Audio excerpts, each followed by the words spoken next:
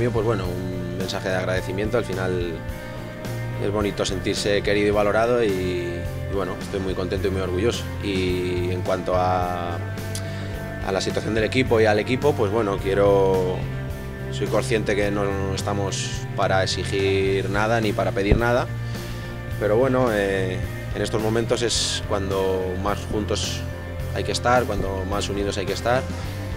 No es momento ahora de reproches, ni de echar cuentas, ni de pedir explicaciones a nadie. Es momento de unirnos, de estar todos remando en la misma dirección y bueno, como ya te digo, no se lo voy a pedir porque sé que no hace falta y que ellos van a estar ahí y nos van a echar una mano en todo lo que haga falta.